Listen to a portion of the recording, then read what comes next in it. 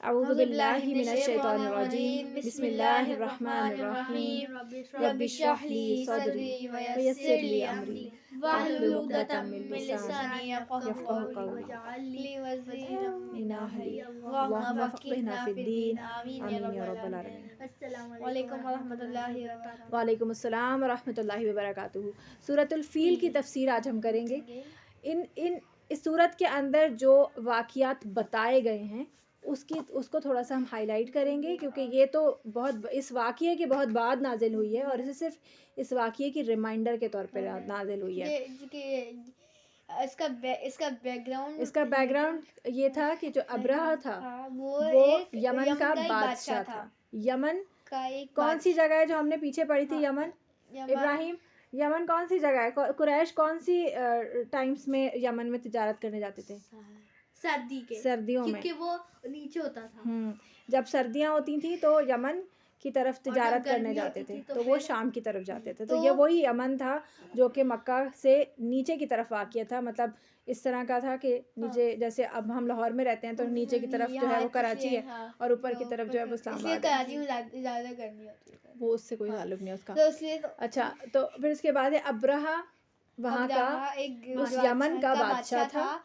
वहाँ उसने क्या बनाया था? उसने बताया था उसने एक चर्च बनाया हुआ था। उसने वहाँ एक चर्च बनाया था और वो चाहता था कि लोग इस काबा की जगह इबादत करते थे, तो चाहता था कि वहाँ पर लोग आए और उसकी इबादत करें उसकी। हाँ, वो चाहता था क्योंकि ये वहाँ पर ईसाई थे ना सारे। अब्रहा कौन था? ईसाई था। ईसाई मतलब क्रिश्चियन था।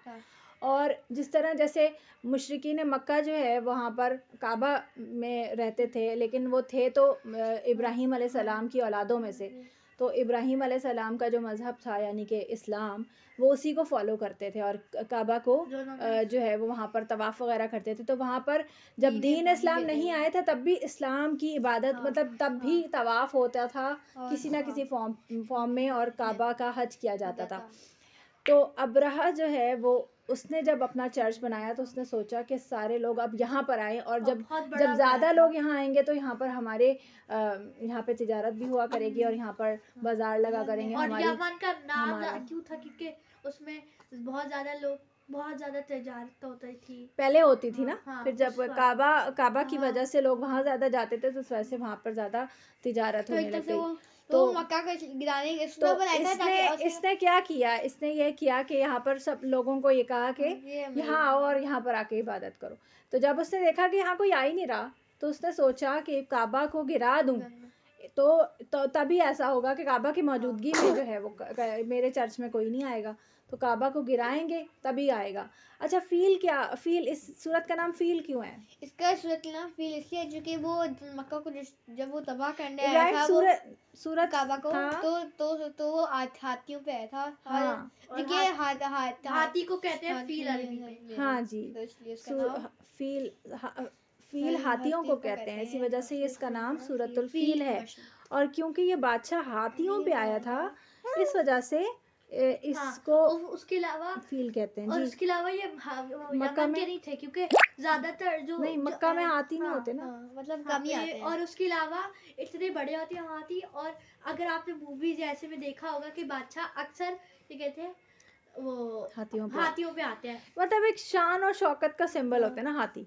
और इनके लिए हाथी इसलिए भी ज़्यादा स्ट्रेंज थे क्योंकि इनके यहाँ हाथी होते ही नहीं थे। अब आप देखें कि जहाँ पर ऊँट वगैरह नहीं होते अब तो वहाँ ऊँट आएंगे तो उस लोग सारे शौक में देखने जाते हैं। इस तरह किसी जगह पे कैंगरूज वगैरह नहीं हो तो हम ज़्यादा शौक से देखने आ जाएंगे, जैसे वहाँ पर हाथी नहीं होते थे तो हाथी ये यमन से लेके आया था। ये सारे ये यमन और यमन में कहाँ से आए थे? हबशा से। और हबशा अफ्रीका के अंदर है। उससे पहले अगर आपने पढ़ा होगा कि अफ्रीका में ही हाथी होते हैं। हाँ जी, अफ्रीकन एलिफेंट्स होते हैं, बहुत बड़े होते हैं वो, हमारे एलिफेंट से ज़्यादा बड़े होते हैं। अच्छा, तो ये एलिफेंट्स पे बैठ के आया और आके इसने सोचा कि मैं बहुत बड़ी फ़ौज लेके जाऊंगा। अब मक्का वाले तो डर गए। मक्का वालों के पास तो कुछ लड़ने के लिए था नहीं, गरीब लोग थे ये, इन लोगों के पास और कुछ था नहीं लड़ने के लिए। भी बहुत कम था और उसके अलावा क्या कहते हैं मतलब अरब के लोग जो थे। और हाथी भी तो कितने बड़े होते हैं। हाँ, उनसे कौन लड़ेगा? हाथियों से कौन लड़ेगा? उस ज़माने में और जो जिस पे अब्राहा बैठा गन्स या मिसाइल्स वगैरह तो होते नहीं थे। जिस पे अब्राहा जिस हाथी पे बैठा हुआ था, सबसे बड़ा हाथी था और उसका नाम था महमूद।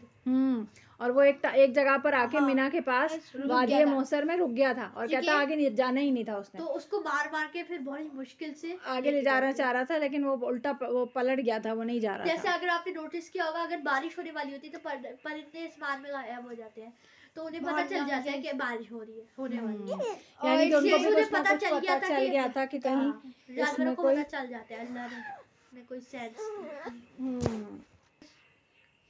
और जिस साल ये वाकया पेश आया था उस साल को आमुल फील कहते हैं। आम कहते हैं आइन से, आइन से आम होता है। आम का माना क्या होता है? साल। और फील यानी हाथियों का साल। और हाँ, और एक तो इनके लिए हो गया कि जैसे एक तो इनके लिए कैलेंडर हो गया था कि आमुल फील के 2 साल बाद ये हुआ है। हाँ, और उससे पहले आमुल फील के ऐसे इसके लिए कैलेंडर हो गया। और उसके अलावा 55 या 50 इस वाक़ये के 55 या 50 दिन बाद नबी अकरम सल्लल्लाहु अलैहि वसल्लम पैदा हो गए सल्लल्लाहु अलैहि वसल्लम। जी बिल्कुल ऐसा ही है। और उसमें और जब ये गिराने लगा था तो फिर वो अब्दुल मुत्तलिब उस वक्त वहाँ के सरदार थे। और ये कौन है अब्दुल मुत्तलिब?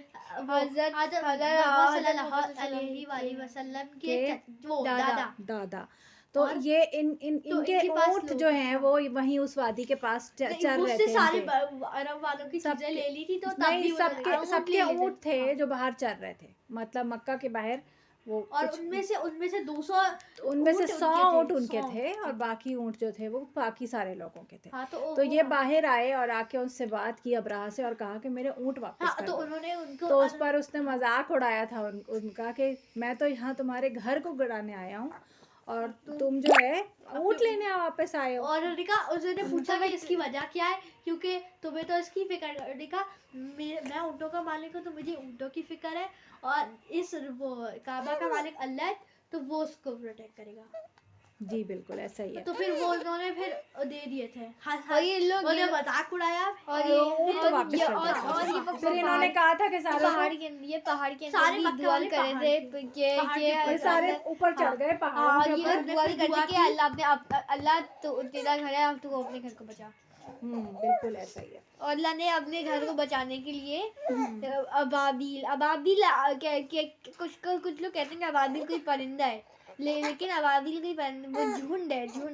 झुंड आते रहे, मतलब पत्थर इतने सारे, अब कोई परिंदे आने शुरू हो गए वहाँ से। हाँ जी, और परिंदे आए थे और आकर जो है वो सारे ऊपर से एक पत्थर फेंक रहे थे, जिससे जो पकी हुई सीमेंट से हाँ, मतलब छोटे छोटे पत्थर थे, पेबल्स नहीं होते जो हम अक्सर उसमें एक्वेरियम्स वगैरह में डालते हैं, इस किस्म के पत्थर थे। और वो जब पत्थर लगते थे किसी को भी तो वो वहाँ से उनका गोश्त जल जाता था। कुछ लोग कहते हैं कि वो उनके फोड़े निकल जाते थे और उनका गोश्त गल के वो फौरन में जाते थे, और कुछ कहते थे उनको कोई बीमारी हो गई थी और उनसे पत्थर रख के वो मर गए थे। सही।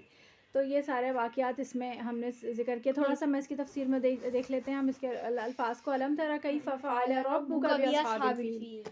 अलम तरा क्या नहीं आपने देखा, कैफ़ा किस तरह फ़अल किया, रब्बुका आपके रब ने, बिअस्हाबिल फील हाथी वालों के साथ। अलम यजाल क्या नहीं उसने कर दिया, कैदहुम उनकी चाल को, फी तदलील बिल्कुल बेकार, यानी कि उनको उनका जो वो करने आ रहे थे उनकी चाल ही उलट दी अल्लाह ने। वारसला अलैहिम तैरन अबाबील, अरसला उनके ऊपर भेजे, रसूल भी इसी से होता है, रसूल भी भेजा होता है ना अल्लाह ने। अरसला अलैहिम उन पर, तैरन परिंदे, तैर जो होते हैं परिंदों को कहते हैं, अबाबील झुंड के झुंड, यानी कि बहुत ज़्यादा तादाद में। तरमीहिम उनके ऊपर फेंकते थे, क्या फेंकते थे, बिहिजारतिन पत्थर, मीन सिज्जील कंकर जैसे, जो छोटे छोटे पेबल जैसे। फजालहुम तो उसने कर दिया उन्हें, कास्फिन गोया के भूसा हो, माकूल खाया हुआ। और लोग वो कहते हैं उसमें आता है कि क्या क्या कहते हैं, जैसे अगर इतने उनकी शक्ल हो गई थी जैसे कूड़ा करकट, हाँ, और बिल्कुल। जैसे पता ही हाँ, नहीं चल रहा था कि कोई इंसान है या कोई शक्ल जानवर है या कुछ है, और बस। क्योंकि ऐसा लग रहा था कि किसी जानवर ने खा के थूक दिया। हाँ, अच्छा ये बताओ कि इससे हमें क्या सबक मिलता है? इससे हमें एक सबक मिलता है कि कि अल्लाह इनको कि अल्लाह ताला हाँ, अल्लाह, ये तो वाकया तो बहुत मशहूर था, सब सारे क्रैश को पता था, लेकिन अल्लाह ने एज अ रिमाइंडर्स बताया कि देखो मैंने अपने घर को बचाने के लिए और तुम लोग को बचाने के लिए अल्लाह ने उनको बचाया, दुश्मनों से हाँ, बचा लिया। और यही रीजन और था कि लोग कुरैश को नहीं मारते थे। हाँ, उनसे डरते थे ना, जैसे हाँ। हमने अगली उसमें पढ़ा था कि पिछली उसमें सूरत में। हाँ, हाँ, और जी। अगर कोई और ये कि अगर अल्लाह ताला के घर को या दीन को अल्लाह कोई नुकसान पहुंचाने की आए, कोशिश करेगा तो अल्लाह ताला उसके साथ ऐसा ही सुलूक करेगा। इसका मतलब ये है कि अल्लाह ताला से एक पहली बात तो ये कि अल्लाह ताला से हमें शुक्र करना चाहिए कि हमें अल्लाह ताला प्रोटेक्ट करते हैं। आप देखें कि पाकिस्तान जो है वो हमारा को कलमे के ऊपर है ना, पाकिस्तान का मतलब क्या? ला इलाहा इल्लल्लाह। ला इलाहा इल्लल्लाह। तो पाकिस्तान को भी अल्लाह ताला प्रोटेक्ट करते हैं ना, कि जब भी जो है वो इस तरह की कोई बात होती है, जंग की कोई बात होती है, कुछ होता है, तो अल्लाह ताला प्रोटेक्ट कर लेते हैं उसको। तो हमें क्या करना चाहिए? हमें शुक्र अदा करना चाहिए ना। जैसे पाकिस्तान बना था तब इतनी जंगी हुई थी, अब वो जी। और दूसरा ये कि अल्लाह ताला से हमें भी डरना चाहिए कि हमने अल्लाह ताला से ये पाकिस्तान क्यों लिया? ला इलाहा इल्लल्लाह के लिए। तो हम अगर ला इलाहा इल्लल्लाह यहाँ पे नहीं कर रहे और हम अल्लाह की बात नहीं मान रहे, तो हम और यहाँ पर भी हम अल्लाह के साथ शरीक बनाएं और शिर्क करें, तो फिर अल्लाह ताला हमारे साथ क्या सलूक करेंगे? तो हमें दोनों चीज़ें, एक तरफ ये कि अल्लाह ताला हमें दुश्मनों से बचाते हैं, उसकी वजह से हमें शुक्र अदा करना चाहिए, और दूसरा ये कि हमें खुद भी अल्लाह ताला के किसी नाम को या मस्जिद को या अल्लाह के घर की बेअदबी करना या उससे या मजाक उड़ाना, इन सब चीज़ों से हमें डरना चाहिए कि अल्लाह ताला हमारे साथ ऐसा ना करें। ठीक है। और जब ये हज करने आए थे नबी तो जब वहाँ पे जब वो तबाह हुआ था कौम पूरी, तो नबी के यहाँ से जल्दी से चलो, यहाँ पर एक कौम तबाह हुई थी। बिल्कुल। और यानी कि जहाँ पर, यानी इससे क्या पता चलता है हमको कि जहाँ पर कोई कौम तबाह हुई हो, यानी कि कोई भी ऐसा वाकया जहाँ पर हुआ हो, तो वहाँ पर हमें वहाँ पिकनिक स्पॉट नहीं बनाना चाहिए, बल्कि हमें वहाँ से तेज़ी से गुजर जाना चाहिए और डरना चाहिए वहाँ से कि हमें हमें भी इसी तरह ऐसी मुसीबत हम पे ना आ जाए। ऐसे अब आप देखते हैं डेड सी, उस पर कितना बड़ा टाइपर था कि उस पर पूरा फ्लड हो गया, वो अब डेड सी है कि उसमें आप इतना बड़ा भारी पत्थर फेंक दें वो ऊपर से फ्लोट करेगा। तो और आप देख रहे होते हैं कौन सी कौम थी जो कि कौम लूत जो है वहाँ पे तबाह हुई थी, और मल्टीपल उनके ऊपर अजाब आए थे, उनके ऊपर उनकी बस्ती को पलट के उलट दिया गया था, उसके ऊपर पत्थरों की बारिश हुई थी, और फिर उसके ऊपर उनके ऊपर पानी आ गया था, मल्टीपल अजाब आए थे। ये लोग बहुत स्ट्रॉन्ग थे, ये लोग मट्टी के घर में आते थे। नहीं, ये नहीं, इनका कुछ और गुनाह था। चलें जी, यहीं तक रखते हैं इसको। सुब्हानकल्लाहुम्मा व बिहम्दिका अशहदु अल्ला इलाहा इल्ला अंता अस्तगफिरुका व अतूबु इलैक। अस्सलामु अलैकुम व रहमतुल्लाहि व बरकातुहू।